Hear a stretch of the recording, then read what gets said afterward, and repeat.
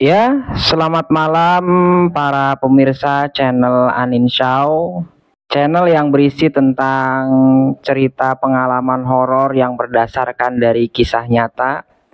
Dan pada malam hari ini kita telah kedatangan tamu. Mari kita sapa bersama-sama. Ini saya dengan siapa? Dengan Pak Joko, Pak. Oh, dengan Pak Joko. Oke, Pak Joko, ini mau bercerita kejadiannya di mana, Pak Joko? Kejadian di sekitar perbatasan Sukabumi sama Bogor, Pak. Oh, jadi kejadiannya di perbatasan Sukabumi dan Bogor ya.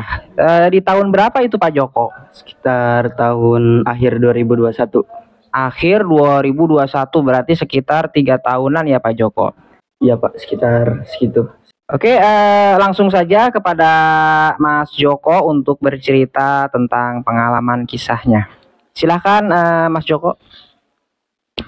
Baik Mas, kisahnya sekitar di pondok pesantren di perbatasan Sukabumi dan Bogor. Di situ pondok pesantrennya berbasis kitab di daerah Sukabumi dan Bogor itu. Nah, pada suatu hari di malam Selasa, saya ingat itu malam Selasa, kejadiannya itu kira-kira ketika saya sedang mengkaji kitab sendiri bersama kakak tingkat saya, panggil saja Bang Rizky. Nah, pada suatu hari Bang Rizky sedang mengajari saya untuk mengkaji kitab. Nah, karena sudah larut malam, sekitar jam 11, nah Bang Rizky itu langsung bilang ke saya, Joko, saya ke dulu ya, saya tidur, udah malam soalnya. Oh baik Bang, nggak apa-apa, saya di sini dulu aja. Nah, Bang Rizky itu pergi ke atas. Nah, waktu saya belajar kitab sendiri, di depan saya itu ada pagar besi. Nah, ketika saya sedang mengaji kitab, saya mulai mengantuk karena emang sudah lama saya mengaji kitabnya, udah mengantuk. Saya kayak bahasanya nundutan di itu. Nah, pas saya nundutan tuh ada yang ngelentingin pagar, mukul pagar. Cuman mukulnya itu kayak besi ketemu besi, kayak ting gitu. Nah, suaranya kira-kira seperti itu, besi ketemu besi, ting gitu. Sekali, cuman saya belum nyadar itu. Pas saya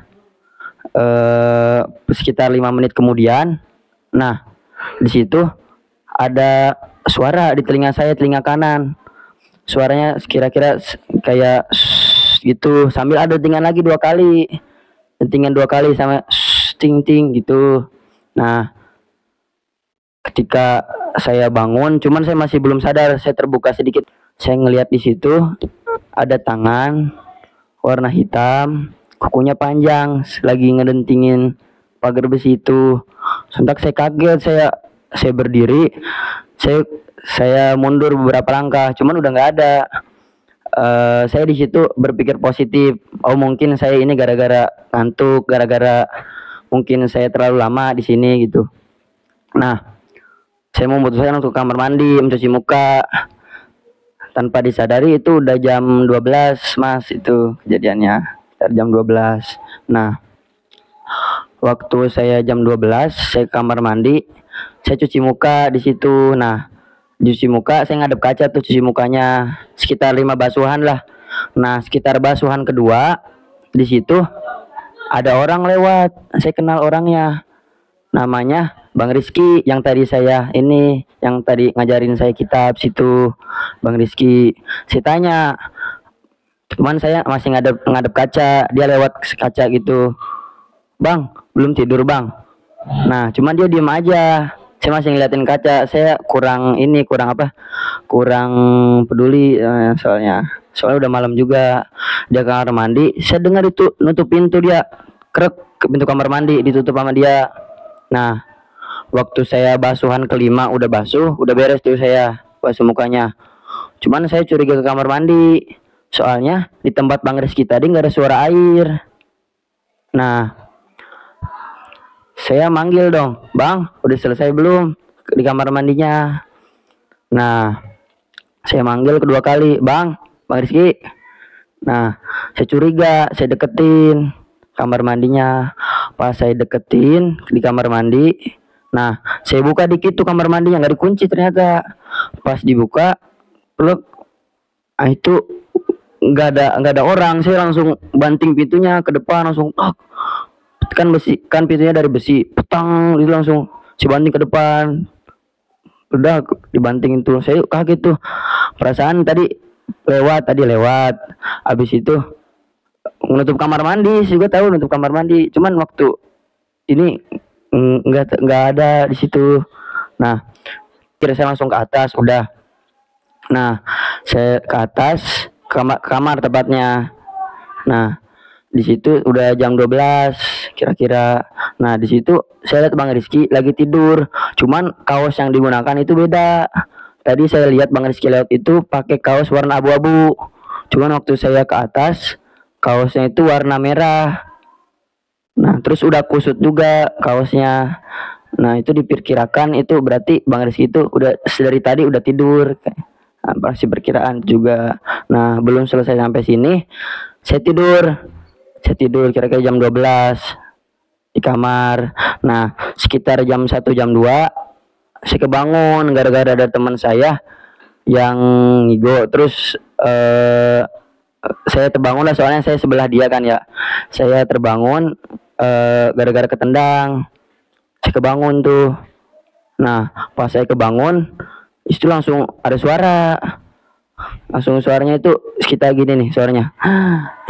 Gitu sekitar saya kayak orang tarik napas, cuman ada kayak nangis gitu. Gitu kira-kira. Nah, suaranya. Nah, saya bangun. Suara apa ini ya? Suara ngorok bukan? Saya ngiranya masih suara ngorok itu.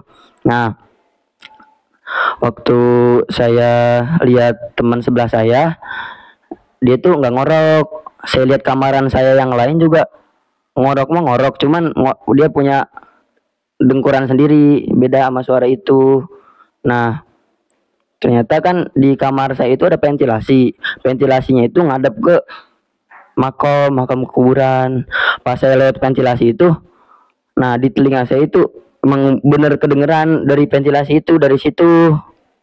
Nah, cuman saya nggak langsung Oh, berarti sumber suaranya itu dari ventilasi yang menuju makom itu ya, kuburan itu berarti ya? Iya Pak, dari situ. Iya Mas, dari situ.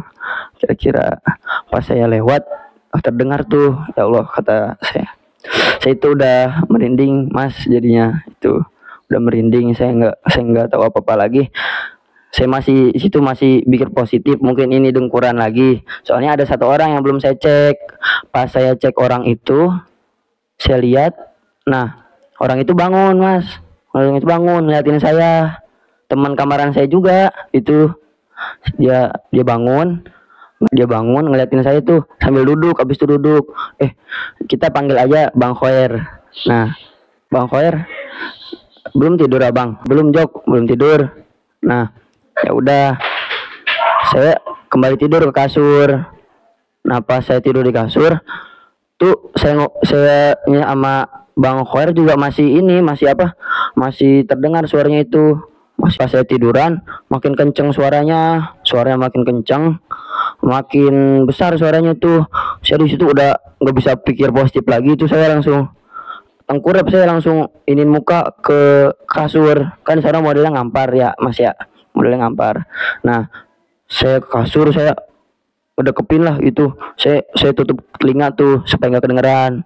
Nah, itu Bang Khoer itu langsung bangun, dengar suara itu bangun, langsung nyalain lampu, nanya ke saya, Jok, denger nggak? Saya bilang, denger Bang.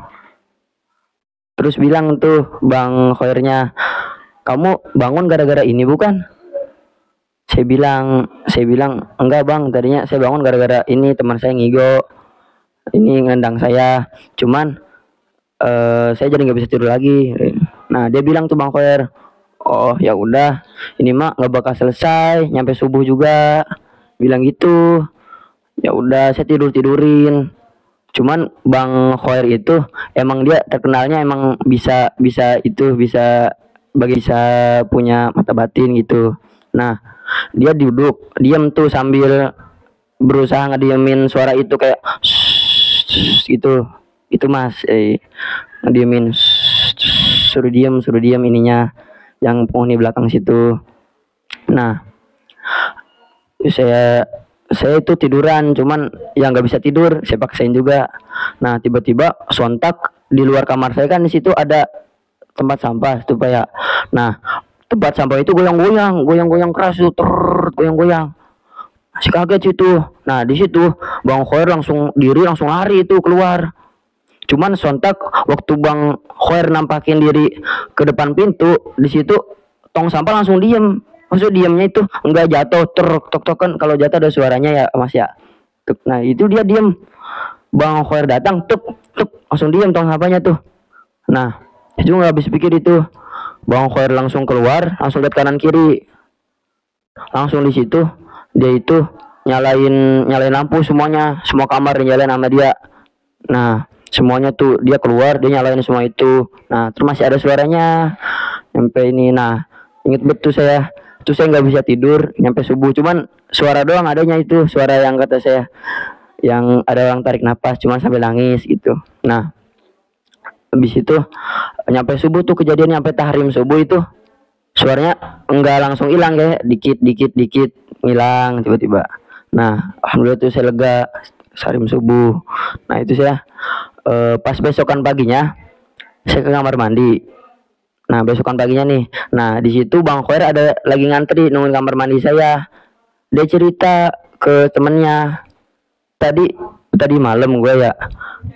Nah, lihat si Joko bangun, gue denger suara Kunti di belakang. Bang Khoir bilang gitu ke saya. Wah, kata saya langsung. Saya di kamar mandi. Oh, Kunti, saya sampai teringat itu, soalnya itu kejadian pertama kali saya dan terakhir kali sayanya. Semoga nggak kejadian lagi ini. Ya, usaha kalian terjadi kalinya.